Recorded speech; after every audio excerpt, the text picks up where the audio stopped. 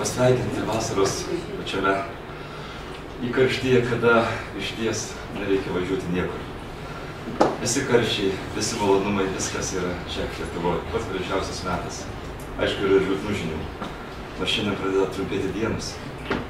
Ir teks vėl šviesti vidumi, kad būtų galima kompensuoti tą tamsą, kuri po truputėlį vėl nori užvaldyti mus.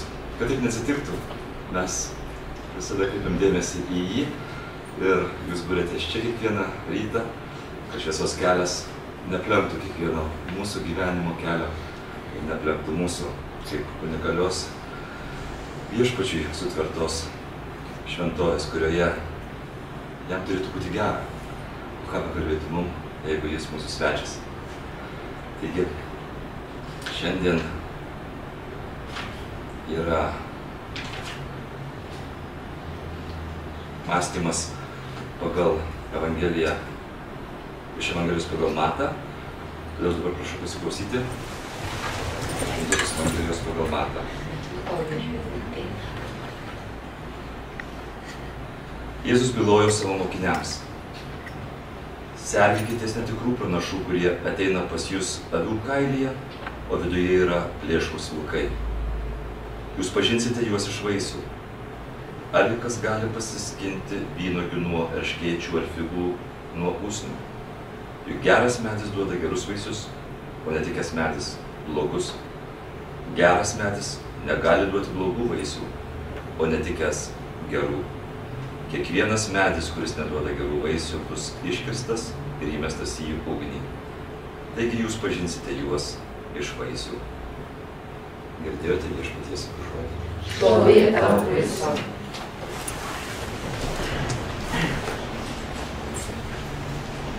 Garbė Jėzui Kristui. Iš tikrųjų miela matyti vėl Egidijų kartu su mumis. Pasiklausykime, kągi sako šiandien žodis tarp mūsų. Juk geras medis duoda gerus vaisius, o netikęs medis blogus.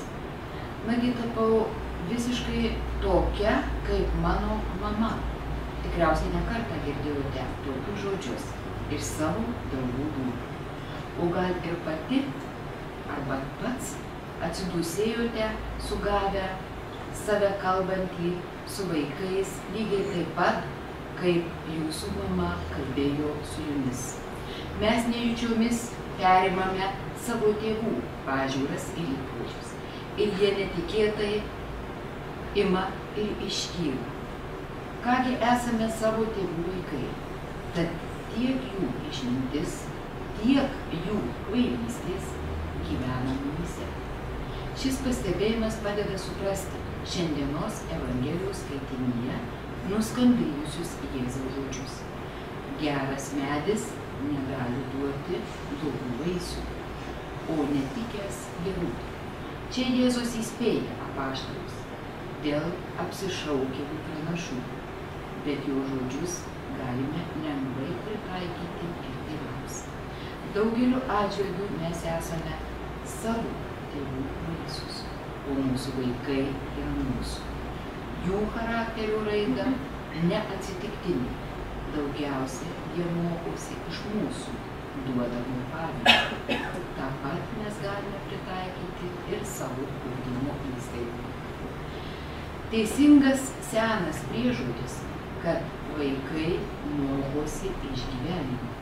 Jei norime, kad jie būtų pagarbus, turime patys būti pagarbus. Jei norime, kad jie būtų tyri, patiems reikia stengtis išlaikyti tyrumą. Lygiai taip pat tinka kalbant apie dvasinį ugdymą.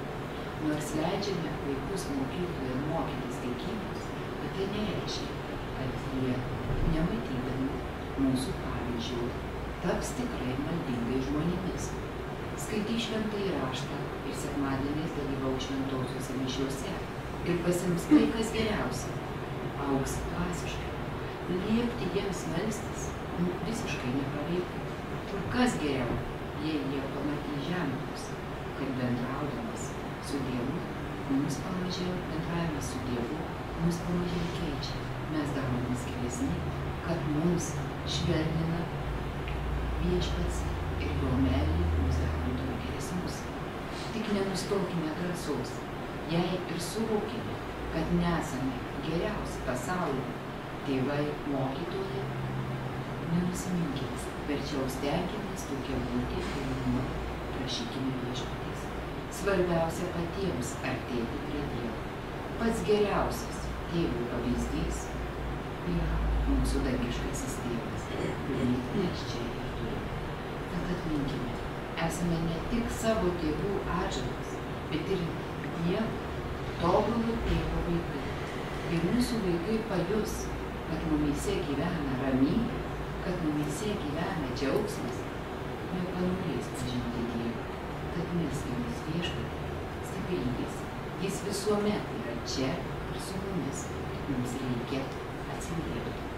Tėve, išklausyk savo vaikų maldas, išgydyk visas šeimas, sutaikyk išsiskyrusius, aptvarstyk jų žaizdas, tegul jie būna žmonės, kuriuose gyvena tavo meilės pilnatvė. Taigi, ačiū, kad klausėte. Iš tikrųjų, šiandien labai gražiai pasakėte. Labai įžvalgų žodžiai, kurie mus verčia turbūt daug susimastyti. Aš šiandien tiesiog tik neatsinešiau, galbūt rytoj atsinešiu laišką, kurį parašė Linutė, baigusi mūsų mokyklą, jūs ją žinote. Aš pasižiūrėjau į Ritą, jinai nuolat rašydavo Ritai, baigė mūsų trikotažą. Ir vat jinai visiškai nesenai priėmė amžinuosius įžadus. Jinai vėlsi priėmė amžinuosius įžadus. Ir vakar aš gavau naujus laišką.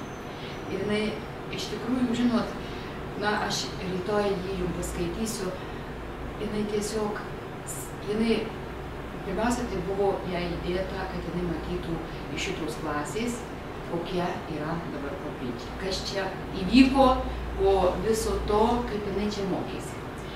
Jinai negalėjo patikėti ir jinai rašo, viešpatie, kokią jūs galimybę turite, kokią jūs galimybę turite.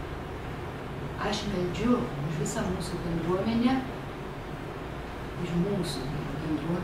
kad jūs tą suvoktumėte, kad jūs tą suprastumėte, kad jūs pasinaudotumėte tuo gėriu, kurį jūs turite. Tai, žinot, kaip skaitai, atrodo, per tave viskas įeina.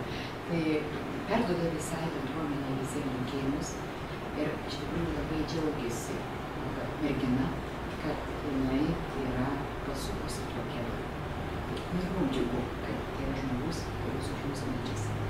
Tad šiandien mes kaip girdime, bet čia ne vien tik tai atsakom, mums kiekvienam savo šeimose, aš pati galvoju, jeigu mes savo pavyzdžių, savo akimis, savo gyvenimą rodysime tą gėrį, tai mes galime tikėtis ir iš kitų.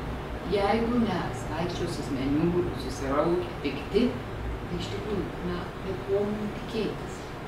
Čia labai teisingi žodžiai. Kaip mes norime, taip mes darykime. Kaip mes gyvename, taip ir mes turime, taip mums duoda.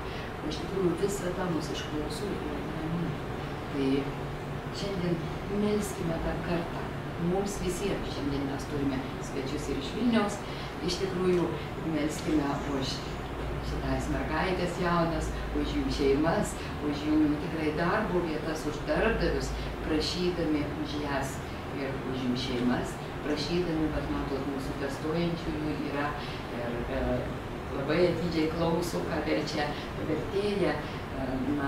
Tai melskime ir už šitą jauną žmogų atvykusį iš tolimosios Rusijos, kad iš tikrųjų ir jai patirtų čia tą meilę, kad ir patirtų tą džiaugsmą šitoje ugdymo įstaigoje, atstodama, besimokydama, kaip ėjus amžius.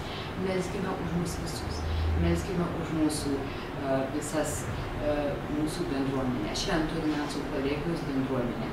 Pakeliai armėnai, kurie atvažiavę pas mus, jau važiuoja čia, melskime už juos, prašydami jiems, prašydami dramos teatrų, kurie atostogauja, visi mūsų partneriai, sakom, vadovas su mumis, melskime už juos, prašydami visiems mums suteikti išminties, siunčiant šventąją dvasią į mūsų širdis, kad tie mūsų sprendimai būtų pagal Dievo valią, tie mūsų pasirinkimai.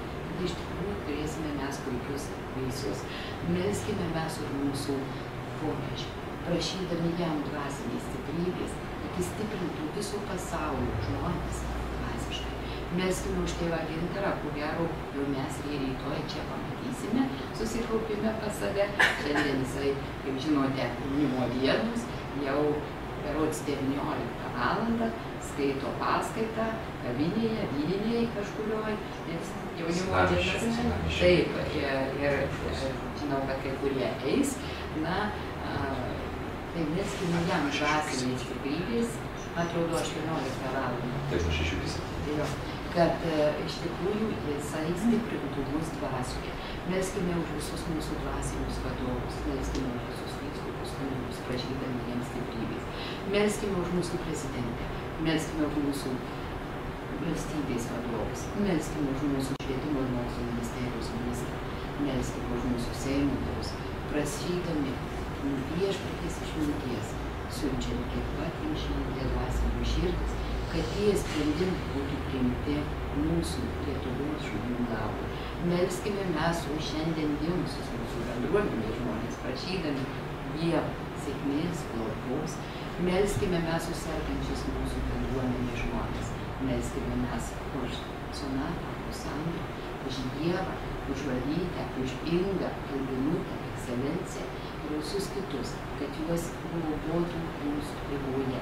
Melskime pagaliau mes už mūsų išėjusius bendruomenės žmonės. Prisiminkime mūsų giminių Alfonsą, Kazį, Aušrą, Lilitą, Ingridą, Rimantą, Ireną, Violetą, Sigitą, prašant Marijos globos jų sieloms ir užtarimų mūsų reikaluose pas Viešpatį. Šiandien Rimo gimtadienis būtų buvęs sukakęs, bet tikrai tiesiog mintyse prisiminkime profesorių Gaužacką, mes dar kartą už jį. Taip pat savo mintyse aplankykime mums brangius žmonės, iškeliavusius pas Viešpatį, prašydami Dievo Marijos globos ir užtarimų mūsų reikaluose. Ir ką, kviečiu bendrai.